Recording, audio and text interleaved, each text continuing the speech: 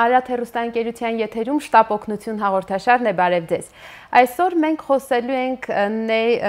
էնդովասկուլյար ներանոթային վիրաբուժության մասին գլխուղեղի կաթվածի ժամանակ, հարգելի հեռուստադիտողներ, եւ դուք գիտեք, որ մեր հաղորդմանը ձեր հարցերով կարող եք նաեւ դուք մասնակցել զանգահարելով 54 89 34 հեռախոսահամարով կամ գրելով մեզ շտապ օգնություն շնիկ Արարատ գծիկ tv.am էլեկտրոնային հասցեով։ Մեր հյուրն է նյարդավիրաբույժ, բժշկական գիտությունների թեկնածու, մեր հանրապետության լավագույն երիտասարդ բժիշկներից մեկը, որ պաշտոնապես ճանաչվել է, ոչ թե դա պարզապես մեր գնահատականն է, Տիգրան Խաչատրյանը, բայց հարցազրույցը փոքր ծանոթությունից հետո։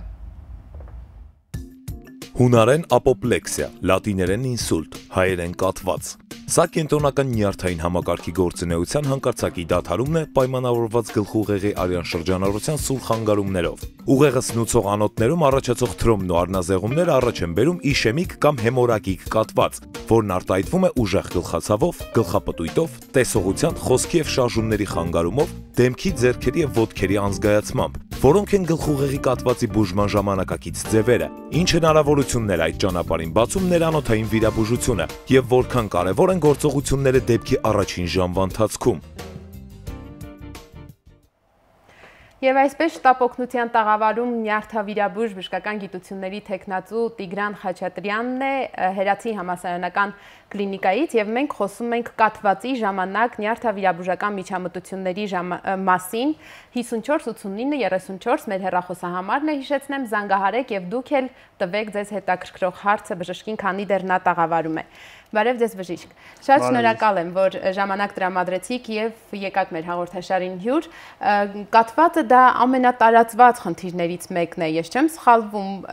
ըստ եւ համաշխարհային վիճակագրության եւ նաեւ հայաստանյան ամենատարածված եւ նաեւ երիտասարդացող խնդիրներից մեկն է։ Ձեր կլինիկայի վիճակագրությունը նույնպես դա փաստում է։ Նախ շնորհակալություն հրավերքի համար, իհարկե գլխուղեղի կաթվածը, ինչպես նաև մնացած անոթային հիվանդությունները, օրինակ սրտամկանի ինֆարկտը համարվում են դարի հիվանդությունը եւ չափազանց շատացել է թիվը երիտասարդ հիվանդների եւ խնդիրը իրոք չափազանց արդիական է այսօր եւ Հայաստանում եւ արտերկրում, նույնիսկ ամենազարգացած երկրներում դեռևս այս հիմնախնդիրը լուծված չէ։ Անդրադառնալով վիճակագրությանը, ես կբերեմ մի քանի տվյալներ Հայաստանի վիճակագրությունից եւ կհամեմատեմ դրանք արտասահմանյան զարգացած երկրների վիճակագրության հետ։ Ըստ որոշ պաշտոնական տվյալների Հայաստանում 1 տարվա ընթացքում հիվանդանոցներ են դիմում գլխուղեղի կաթվածի կասկածով կամ ախտորոշմամբ 5000-ից 6000 հիվանդներ։ Ես ուզում եի հարցնել ձեր կլինիկայում, որովհետեւ գիտենք, որ ամենաառաջնակարգ կլինիկաներից մեկն է հատկապես այդ հարցով զբաղված, օրինակ ամսական քանի հոգի է դիմում եւ ինչպիսի տարիքային խմբերում են հիմնական հիվանդները։ Մեր կլինիկայի վիճակագրությամբ հիվանդների թիվը տարեկան կազմում է մոտ 200-ից 300 հոգի, սակայն դա ստույգ տվյալ համարել չի կարելի, քանի որ մեր մոտ նեղ մասնագիտացված կենտրոն է մասնավորապես ներանոթային նյարդավիրաբուժության տեսակետից, այսինքն այն հիվանդները, ովքեր ներանոթային նյարդավիրաբուժական միջամտության կարիք չունեն, հաճախ չեն բերվում մեր հիվանդանոց։ Իսկ ինչ վերաբերում է ամբողջ Հայաստանում վիճակագրությանը, ես կարծում եմ, որ տարեկան այդ 5000-ից 6000 հիվանդների թիվը նույնիսկ ավելի շատ է, քանի որ դեռևս նախորդ դարից մեր հասարակության հոգեբանության մեջ արմատավորվել է, որ գլխուղեղի կաթվածով կամ ինչպես ժողովուրդն է ասում, ինսուլտով հիվանդներին չի կարելի տեղաշարժել եւ շատ ժամանակ այդ հիվանդները մնում են տանը, չեն դիմում բուժօգնության եւ չեն ստանում պատշաճ բուժում։ Իսկ համեմատելով միջազգային վիճակագրության հետ այս ցուցանիշները մոտ կրկնակի բարձր են, քան օրինակ նույն ԱՄՆ-ի կամ Եվրոպայի որոշ երկրների ցուցանիշները, պատճառները իհարկե բազմազան են։ Ամենահիմնական պատճառը ո՞րն է։ Հիմնական պատճառը ծխելու սարսափելի ցուցանիշներն են Հայաստանում։ Չնայած որ մենք ընդունեցինք նաև ծխելն արգելելու մասին հակածխախոտային օրենքը, բայց միևնույն է հայ հատկապես տղամարդիկ շարունակում են ծխել։ Փաստորեն մենք հասկացանք, որ ամենամեծ պատճառներից մեկը կաթվածի գլխուղեղի, այսինքն դա հենց ծխելն է, բայց այլ ինչ պատճառներ կարող են ի հայտ բերել այդ խնդիրը եւ ընդհանրապես ինչ է դա իրենից ներկայացնում մի փոքր անատոմիական, ֆիզիոլոգիական տեսակետից բացատրեք մեր հեռուստադիտողներին հանրամատչելի ձևով։ Եթե խոսենք գլխուղեղի կաթվածների ռիսկի գործոնների մասին, ապա առաջին տեղում միանշանակ, ինչպես նշեցին, գտնվում է ծխելը,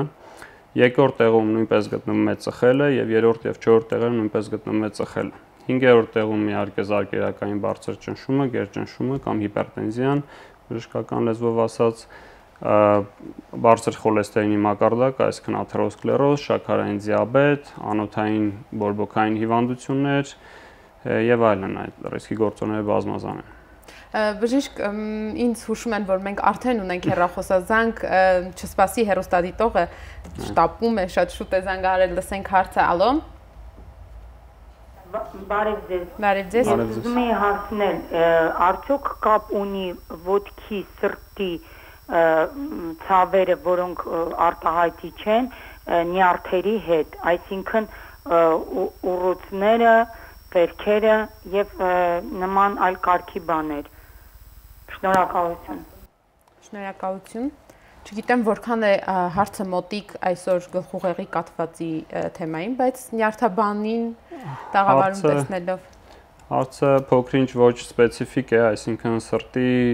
շրջանում գանգատներ կարող են իհարկե լինել նյարդային հիվանդությունների ժամանակ, ոտքի ցավեր իհարկե կարող են լինել նյարդային հիվանդությունների ժամանակ եւ ողնաշարի եւ կաթվածներից հետո որպես մնացորդային, բայց չեմ կարծում, որ հնարավոր է միանշանակ պնդել, որ մեր հեռուստադիտողի ներկայացրած գանգատները կապ ունեն նյարդային համակարգի հիվանդությունների հետ։ Այսինքն հետազոտություն է պետք, որպեսզի ճիշտ նեղ մասնագիտական մոտեցում է պետք հասկանալու համար, թե ինչ է կատարվում, ինչն են պատճառները այս գանգատների։ Իսկ օրինակ ինչ խորհուրդ կտաք նման գանգատներով հիվանդը պացիենտը առաջին հերթին որ մասնագետի մոտ գնա։ Ներկայումս մեծ հիվանդանոցներում կան ընդունարաններ, որտեղ կարելի է դիմել եւ ընդունարանի բժիշկը ինքը կողմնորոշվի, թե ինչպիսի նեղ մասնագետներ են անհրաժեշտ, որպեսզի ավելի մանրամասն հետազոտեն հիվանդին եւ սովորաբար նման դեպքերում ցուցաբերվում է բազմապրոֆիլ մոտեցում, այսինքն հետազոտվում է եւ սիրտը եւ նյարդային համակարգը եւ ոսկրամկանային համակարգը, որից նույնպես կարող են առաջանալ նման գանգատներ։ Մինչեւ մեր խոսակցությունը շարունակելը լսենք երկրորդ հեռախոսազանգը, բժիշկ, ալո։ Ես խնդրում եմ բժշկին հարցնել, 57 տարեկան եմ, արդեն 8 տարի ունեմ գլխապտույտ, գլխացավ։ Կարող եմ մտահոգվել, որ դա կտանի, ասենք, գլխուղեղի կաթվածի այդ հիվանդության։ Խնդրում եմ պատասխանել եւ շնորհակալություն նախորդ։ Շնորհակալություն։ Հարցը նույնպես շատ ոչ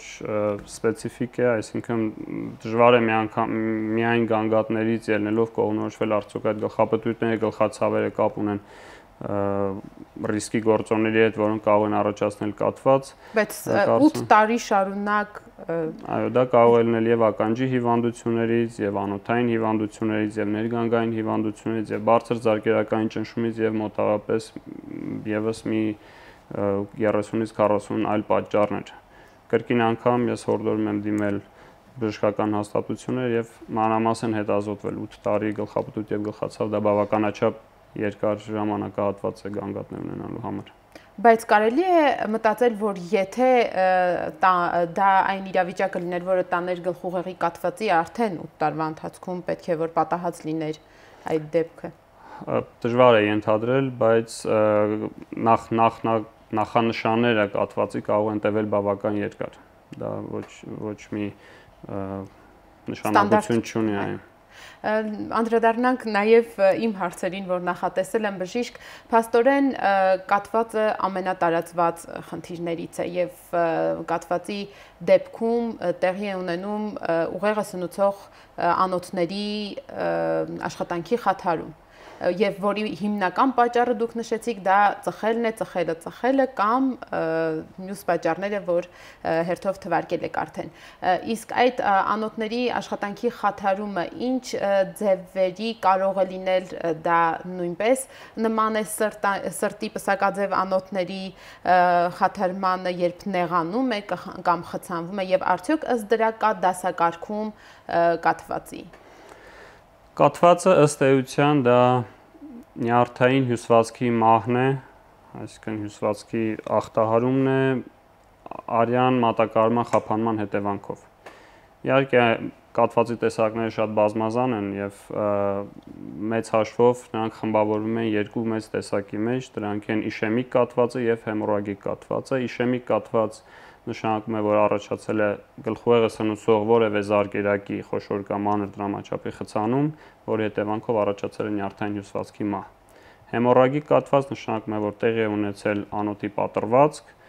արնազեղում ուղեղային հյուսվածքի մեջ կամ ուղեղը շրջապատող տարածություններում։ Ես գիտեմ, որ դուք բերել եք փոքր տեսանյութեր, որ պատկերում է հենց իշեմիկ կաթվածը առաջինը, այո։ Խնդրենք ռեժիսորին, ահա, պատկերը արդեն ունենք։ Գլխուեղը սնուցվում է պարանոցից, պարանոցում գտնվող զարկերակները, որոնք սկիզբ են առնում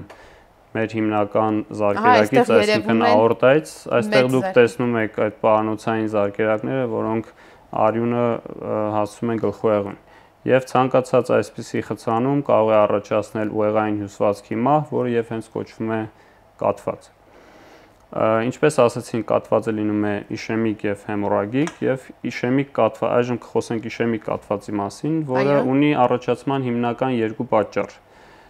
Պատճառներից մեկը դա պարանոցային զարկերակների ախտահարումն է։ Ահա այստեղ դուք տեսնում եք այս արյան մակարդուկը, որը խցանել է անոթը եւ առաջացրել է կաթված եւ հենց այս մակարդուկը կոչվում է թրոմբ, այո, սա հենց կոչվում է թրոմբ, արյան մակարդուկը, որը լատիներեն կամ անգլերեն կոչվում է թրոմբ։ Եվ փակում է ճանապարհը։ Այո, փակում է եւ առաջացնում է սնուցման խանգարում։ Այս պատկերը նույնպես ուղեղը սնուցող զարկերակներն ու փոքր մազավակներն են։ Սա ներանոթային երևի թե սխալ վիդեո են մեզ ցուցադրում, որովհետև սա արդեն վիրահատական բուժումն է, մեզ նախորդ անիմացիոն հոլովակն է պետք։ Իշեմիկ կաթվածի ժամանակ։ Այո, սա իշեմիկ կաթվածի բուժման տարբերակն է, սա արդեն ճիշտ հոլովակն է կարծես։ Այո։ Հիմա արդեն առաջին պատճառը, ինչպես նշեցի, դա պարանոցային զարկերակի ախտահարումն է, աթերոսկլերոզը այսպես կոչված, որի դեպքում առաջանում է անոթի պատի վնասվածք, եւ այդ վնասված հատվածում առաջանում է արյան մակարդուկ, որը եւ կոչվում է տրոմբ, ինչպես նշեցինք։ Իսկ բուժումը ինչպես է տեղի ունենում, այն վիդեոն, որ քիչ առաջ մենք արդեն տեսնում էինք։ Այդ մասին մենք շուտով կխոսենք, հիմա այստեղ ցուցադրված է հենց անոթի պատը եւ անոթի պատը այստեղ աջ կողմում տեսնում եք ինչի համար է այդ արյան մատակարարումը, քանի որ գլխուեղը շատ բարձր նյութափոխանակություն ունեցող օրգան է եւ մշտական կարիք ունի թթվազնի եւ գլյուկոզայի եւ նույնիսկ շատ կարճ ժամանակահատվածում արյան հոսքի բացակայությունը կարող է առաջացնել նյարդային բջիջների մահ։ Ինչպես օրինակ այս դեպքում տեսեք մենք անոթի պատի ներսից ենք դիտում եւ այստեղ անոթի պատի վնասվածքն է, որը կոչվում է աթերոսկլերոզ եւ այդ վնասված հատվածում եւ առաջանում է այդ թրոմբը եւ սա նույնպես այսինքն իշեմիկի այո, սա իշեմիկի պատճառներից մեկն է, երկու հիմնական պատճառներն են։ Եվ խցանելով զարկերակը առաջացնում է իշեմիկ ինսուլտ, որը այստեղ դուք կարող եք տեսնել աջ կողմի վրա։ Կարող ենք արդեն անցնել բուժման ձևերը ցույց տվող։ Բուժումը լինում է երկու, սա արդեն ավելի խոշորացված պատկերն է, սա նույն ինքը տրոմբն է, որ ինչպես տեսակ խցանեց եւ առաջացրեց կաթված։ Երկրորդ տարբերակը, երկրորդ պատճառը դա սրտի ռիթմի խանգարումների հետևանքով առաջացած տրոմբներն են, որոնք պարբերաբար պոկվում են եւ խցանում են տարբեր օրգաններում գտնվող անոթները, այդ թվում նաև գլխուեղի անոթները։ Այսինքն ոչ թե տեղում է առաջանում, այլ ճանապարհ է անցնում եւ տեղավորվում միտեղ։ Առաջանում է տրոմբը սրտում եւ ճանապարհորդելով անոթային համակարգին, այստեղ դուք տեսնում եք սիրտը, որից առաջացած տրոմբը ճանապարհորդելով բարձրանում է գլխուեղի զարկերակ։ Այն կարող է խցանել ցանկացած օրգան,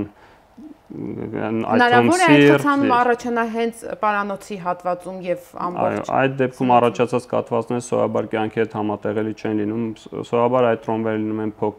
չափսերով ավելի փոքր եւ խցանում են իրենց տրամաչափի համապատասխան զարկերակ։ Խնդրենք ռեժիսորին երկրորդ վիդեոն նույնպես ցուցադրել, որտեղ արդեն բուժման միջոցներն են։ Այո, բուժումը կա գլխուղեղի կաթվածների բուժման երկու տարբերակ եւ դա ռեալ բուժման մասին է խոսքը։ Մի տարբերակը դա դեղորայքային ճանապարհով, այսինքն երբ որոշակի ժամանակահատվածում հիվանդի երակից ներարկվում է այս դեղը, այս սպիտակ այս կետերը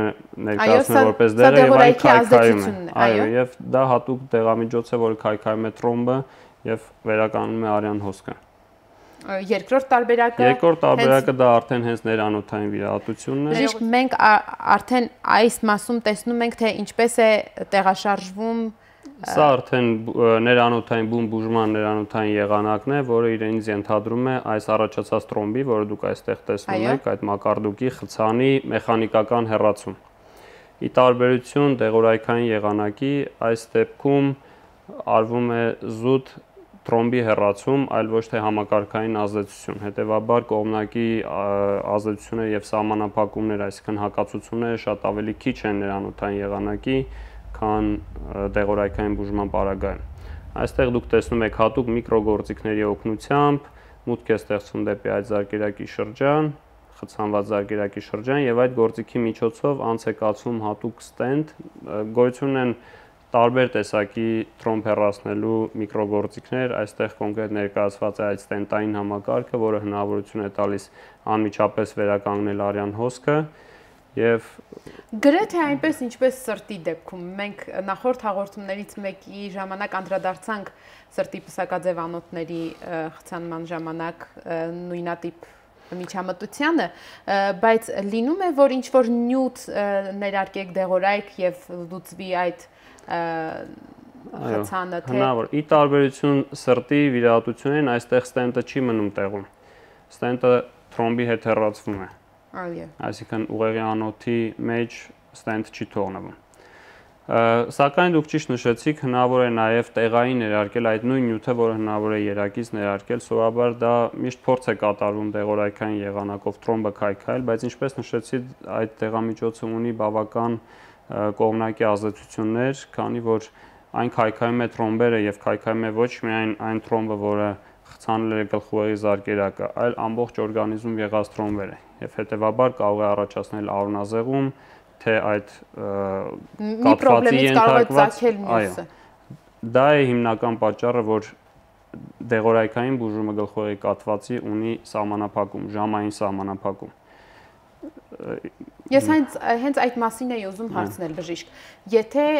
այնպիսի իրավիճակ է ստեղծվել, որ օրինակ հարազատները նկատում են, որ տվյալ մարդու մոտ գուցե հենց կաթվածի նախանշաններ են, ինչի մասին դուք արդեն մանրամասն ներկայացրիք,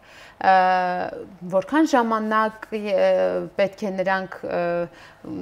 որքան ժամանակի ընթացքում է ամենալավը նրան հասցնել բժշկական կենտրոն, որպեսզի արդյունավետությունը լինի ամենամեծը եւ դեղորայքային միջամտության համար եւ վիրաբուժական։ Ձեր նշած տարբերակով, որ նրանք ասում են պետք չէ ինսուլտով հիվանդին շարժել եւ ասենք 1 շաբաթ հետո տեղափոխեն, վիրաբուժական միջամտությունը կունենա արդյունավետություն։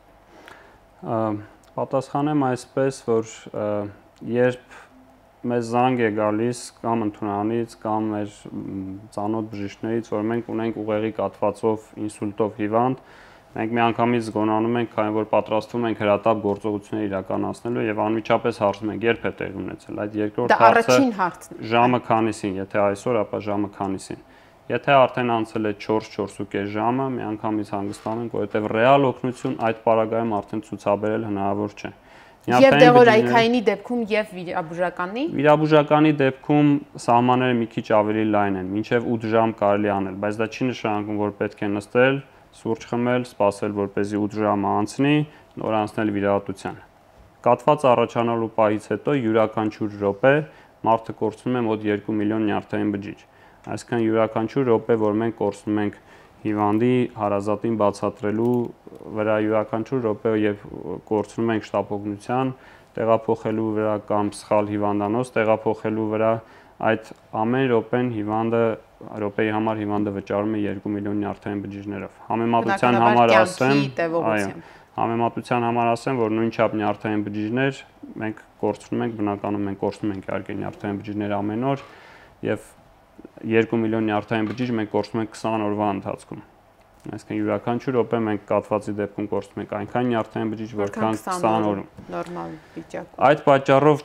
3.5 կամ 4.5 ժամը, երբ որ ասվում է դեղորայքային բուժման համար, դա չի նշանակում, որ կարելի է սպասել, հանգիստ նստել, ձեռքերը ծալած եւ սպասել, որ այդ 4.5 ժամը լրանա, նոր տալ դեղամիջոցը, քանի որ մենք դեռ ժամանակ ունենք։ Խոսքը գնում է նրա մասին, որ 4.5 ժամ հետո այդ դեղամիջոցը ավելի շատ վնաս կարող է տալ, քան թե օգուտ։ Եվ ցավոք սրտի մենք առնչում ենք նաեւ մեկ այլ խնդրի հետ, քանի որ մեր հասարակության լայն զանգվածները տեղեկացված չեն այս բուժման եղանակների մասին, ապա մեզ շատ ժամանակ է պահանջում, մենք արդեն բավական երկար ժամանակ խոսում ենք կաթվածի մասին եւ այս խոսակցությունը անհրաժեշտ է լինում անցկացնել բոլոր հիվանդների հետ մի քանի անգամ եւ դրանք կորցված թանկարժեք րոպեներ են։ Եվ սովորաբար գործը հասնում է նրան, որ մենք դուրս ենք գալիս այդ պատուհանից, ժամային պատուհանից եւ այդ դեղամիջոցը այլևս հնարավոր չի լինում տալ։ Հուսանք մեր հաղորդաշարը կնպաստի դրան, որ գոնե ինչ-որ խումբ կտեղեկացվի վերջո այս խնդրի մասին։ Բժիշկ, խնդրում եմ անցնենք դասակարգման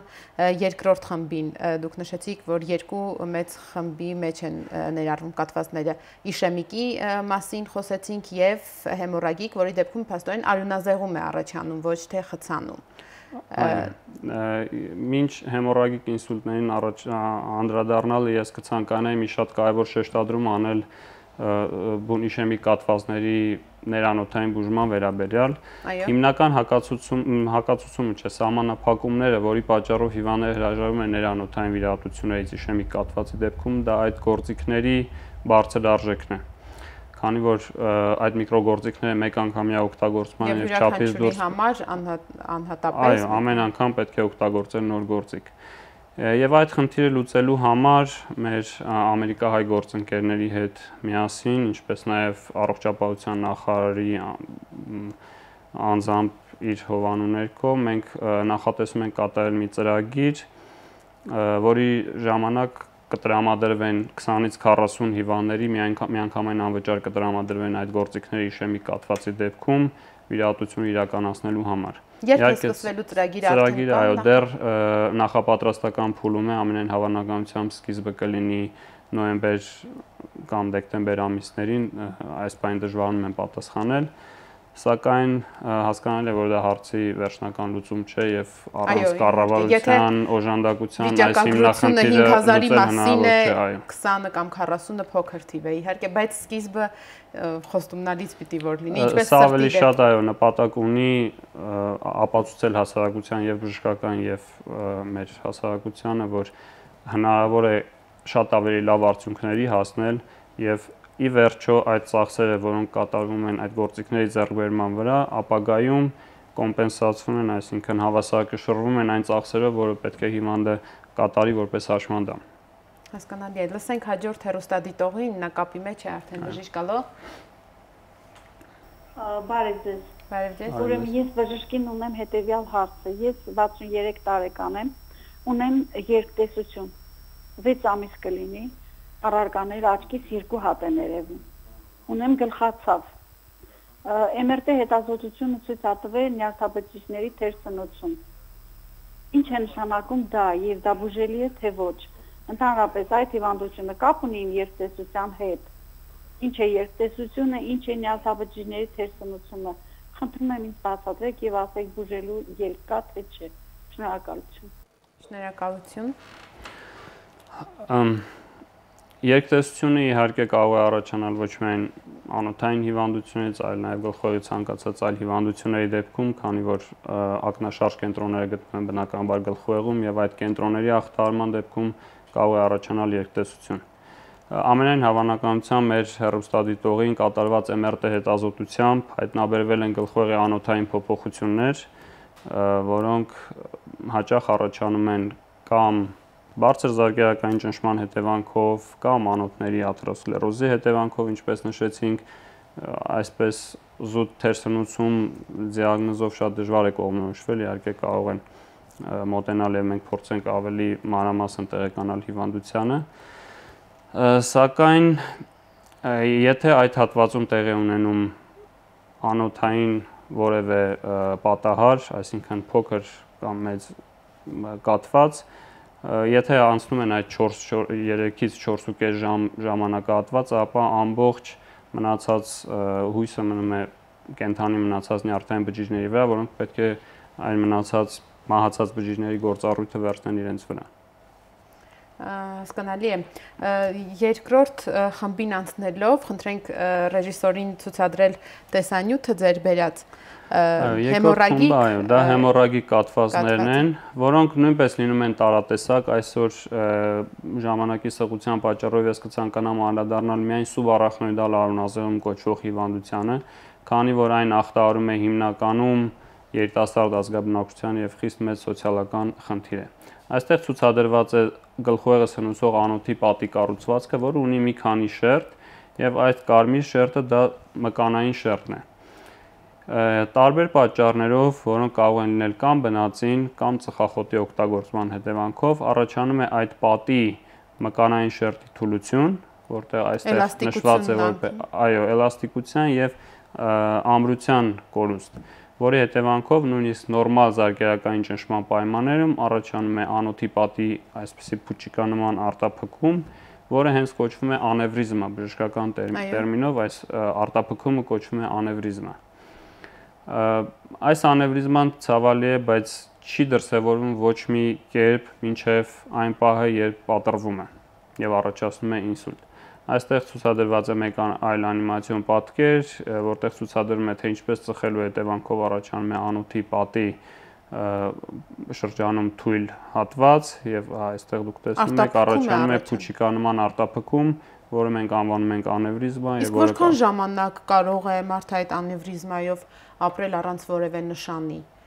Ընդհանուր մինչև կյանքի վերջ։ Այստեղ ցուցադրված այդ պատռվածքի պահը, որը սովորաբար հիվանդների կյանքը բաժանում է 2 ժամանակահատվածի,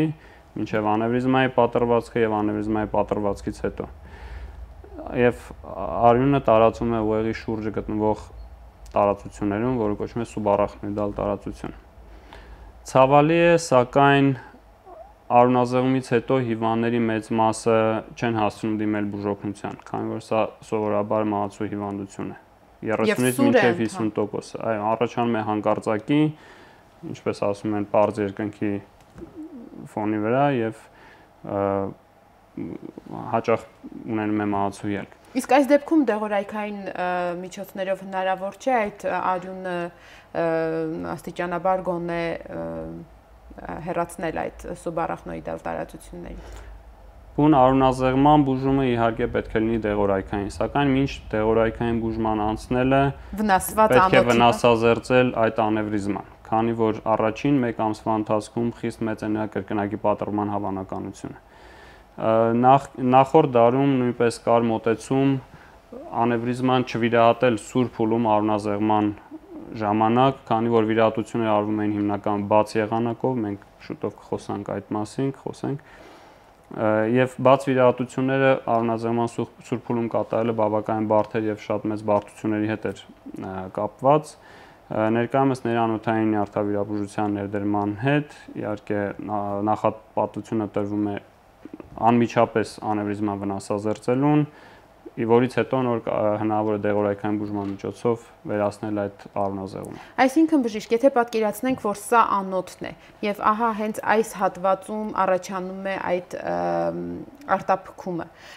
դուք նշեցիք, որ հնարավոր է կրկնություն լինի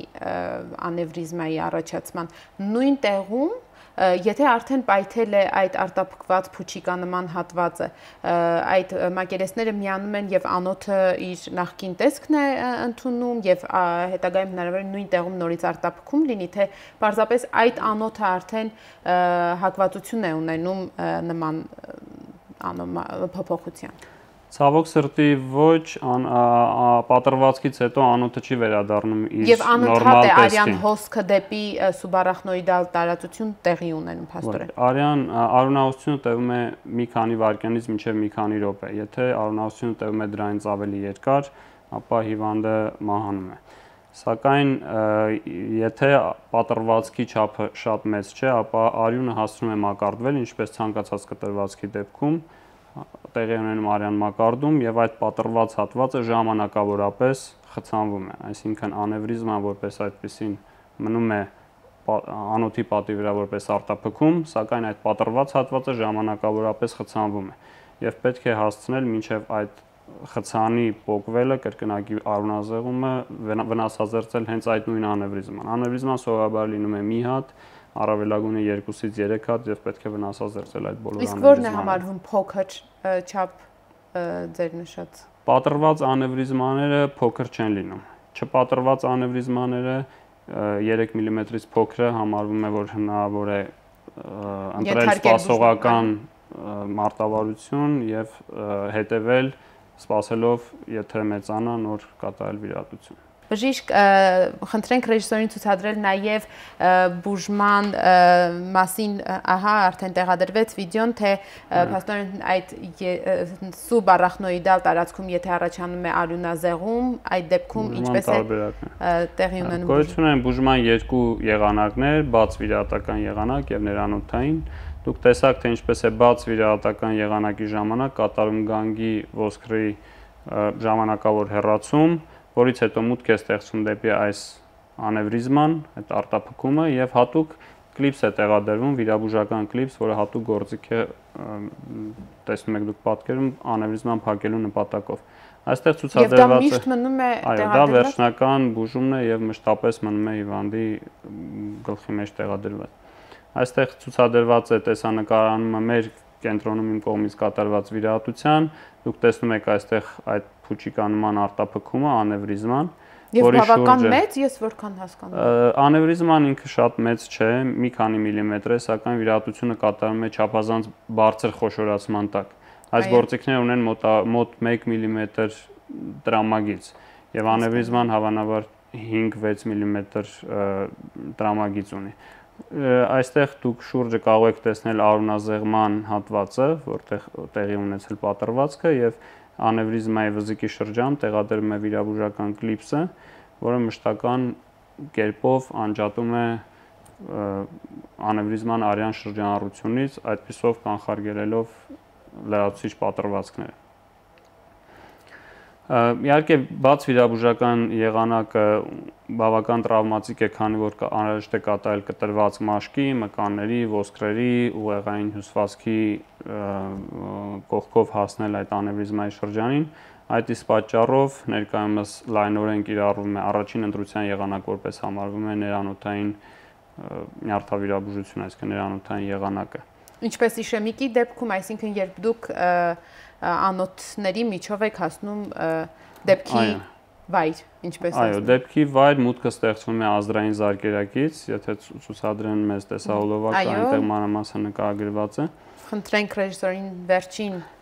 տեսահոլովակը, եթե չեմ սխալվում, այո։ Այստեղ տեսեք աջ ազդրային շրջանից մուտք է ստեղծվում դեպի անոթային համակարգ, որը փաստացի իրենից ներկայացնում է թունելների համակարգ, որի միջոցով կարելի է մուտք ստեղծել ցանկացած զարկերակից մյուս զարկերակի մեջ եւ ազդրային զարկերակից մուտք է ստեղծում դեպի անևրիզմայի խոռոչ, հատուկ միկրոգործիքների օգնությամբ եւ միկրոխողովակների, որոնք կոչվում են միկրոկաթետրներ, եւ այդ միկրոխողովակի օգնությամբ անևրիզմայի խոռոչ են լցվում հատուկ միկրոպարույրներ, որոնք վոլֆրամի պարույրի նման բարակ փոքր պարույրներ են, այստեղ տեսնում եք դուք այդ վիդեո պատկերները, որոնք չորացնում են իրենք ամբողջությամբ լցնում են անևրիզմայի խոռոչը, հնարավորություն չտալով արյանը ներթափանցել այդ անևրիզմայի խոռոչ։ Տեղադրվում է այնքան միկրոպարույր, որքան անհրաժեշտ է անևրիզման ամբողջությամբ խցանելու համար։ Արհեստականորեն խցանում են, որպեսզի պատը չպատի։ Որպեսզի արյան մուտք տեղի չունենա, արյան հոսք տեղի չունենա անևրիզմայի մեջ։ Երբեմն լայն վզիկ ունեցող անևրիզմաների դեպքում անհրաժեշտ է կիրառել ավելի բարդ վիրահատություններ, որոնք պահանջում են նաև ստենտի տեղադրում, ինչպես դուք նշեցիք սրտի ստենտը, այս դեպքում ստենտը մշտապես մնում է անոթի լուսանցքի մեջ, իսկ ստենտը իրենից ներկայացնում է այսպիսի խողովակ, որ ունի փոքր անցքեր եւ հենց այդ անցքերի միջով էլ մուտք է ստեղծում դեպի անևրիզմայի խոռոչ, այստեղ դուք տեսնում եք այդ միկրոգործիքը, որի միջոցով ստենտի մեջ եղած անցքերի միջոցով մուտք է ստեղծում դեպի անևրիզմա եւ կրկին անգամ միկրոպարույրներով խցանվում է անևրիզմա։ Եվ այս ստենտը նույնպես մնում է միշտ արդեն։ Այո, ստենտը մշտապես մնում է։ Նմանատիպ դեպքերում մենք երբեմն նախապատվությունը տալիս ենք բաց վիրահատությանը, քանի որ ստենտի առկայության պայմաններում հիվանդը երկար ժամանակ պետք է խմի արյան մակարդելությունը իջեցնող դեղորայք, ինչը երիտասարդ հիվանդների դեպքում սովորաբար ցանկալի չի լինում։ Այս բոլոր միջամտությունները ձեր կլինիկայում կատարվում են։ Ես կարդում էի, որ ձեր կլինիկայի թիմը նախագահի մրցանակի է արժանացել, որ միջամտությունն է եղել այդ բացառիկը, որի համար դուք այդ գնահատականին արժանացել եք։ Հենց այս ներանոթային միջամտությունների մասին է եղել խոսքը, ես փոքր-ինչ անց կանրադառնամ այդ թեմային։ Այստեղ դուք տեսնում եք հենց այդ անոթային համակարգի պատկերը, անգիոգրաֆիան կամ ինչպես ժողովուրդն է ասում զոնդավորումը, որի միջոցով պարզ երևում է անևրիզման այդ արտափքումը, սա նույնպես մեր կենտրոնում կատարվող իրական վիրահատության տեսանկարահանումն է։ Եվ այդ անոթի միջով միկրոպարույրները տեղադրվում են անևրիզմայի խոռոչի մեջ։ Վիրահատությունը ինքը տևում է մոտ 20 րոպե, բուն վիրահատական միջամտությունը եւ իհարկե ընդհանուր ազգայացմամբ թե տեղային վիրահատությունը կատարվում է ընդհանուր ազգայացման պայմաններում ոչ թե այն պատճառով, որ միջամտությունը ցավոտ է, ինչպես գիտեք, սրտի ստենտավորումները կատարվում են առանց ընդհանուր ազգայացման, այլ պատճառը այն է, որ հիվանդը պետք է գտնվի բացարձակ անշարժ վիճակում։ Այո, որովհետեւ այս 1-2 մմ-անոց անոթները նույնիսկ աննշան գլխի շարժման դեպքում կարող են տեղաշարժվել եւ մենք խցանենք անևրիզմայի փոխարեն խցանենք գլխուեղը սնուցող անոթը։ Բժիշկ, իսկ մեկ անգամ է մուտքը կատարվում եւ միանգամից այդքան պարույրներ են տեղադրվում, թե յուրաքանչյուրի համար առանձին անգամ ճանապարհ է անցնում։ Ոչ, մուտքը ստեղծվում է մեկ անգամ եւ որքան պարույր որ անհրաժեշտ է դրվի, այդ մեկ մուտքով տեղադրվում են բոլոր միկրոպարույրները։ Ինչ վերաբերում է նախագահի մրցանակին 2010 թվականին Երևանի պետական բժշկական համալսարանի թիվ 1 կլինիկայում, այսինքն առաջին հիվանդանոցում ստեղծվեց գլխուղեղի կաթվածների կենտրոնը, որը օժտված էր բոլոր ժամանակակից գործիքներով եւ սարքավորումներով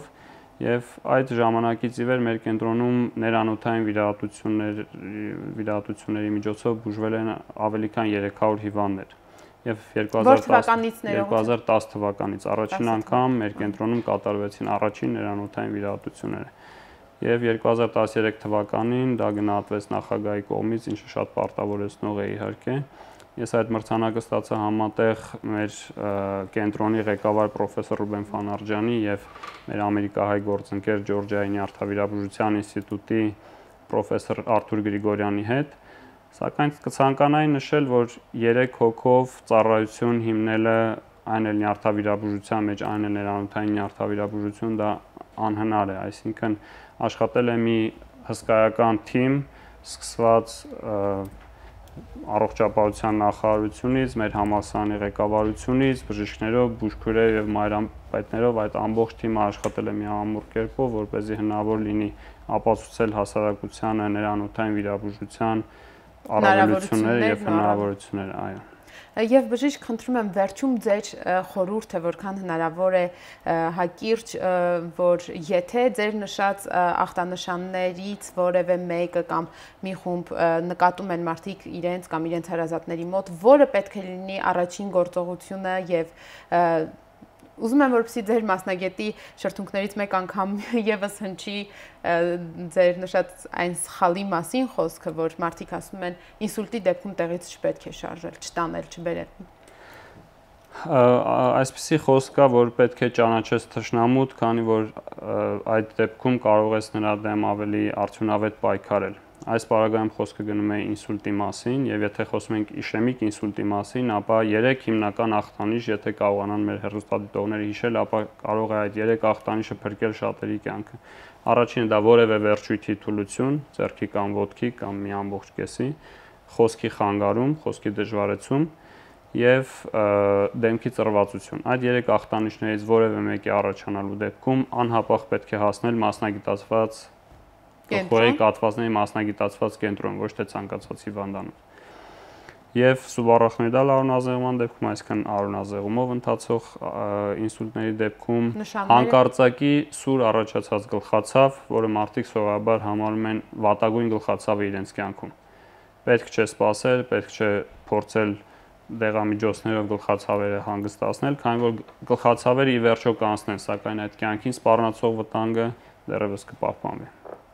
Շնորհակալություն բժիշկ, կրկին շնորհակալ եմ, իհարկե կաթվածը այն թեման է, որ կարելի է շատ երկար խոսել։ Ես ամբողջ ընթացքում նշում էի ինչ-որ հարցեր եւ հիշում եմ, որ չենք անդրադարձել ընդհանրապես ախտորոշմանը, ախտանշաններից հետո գոնե կարծում եմ մեկ անգամ եւս առիթ կլինի անդրադառնալու այս թեմային, հատկապես որ մենք ունենք նաեւ հեռախոսազանգեր եւ նաեւ էլեկտրոնային հարցեր, որ չհասցրեցինք անդրադառնալ, բայց ժամանակը սպառվեց, շնորհակալ եմ։ Ես նույնպես շատ շնորհակալ եմ։ Խնդրեմ։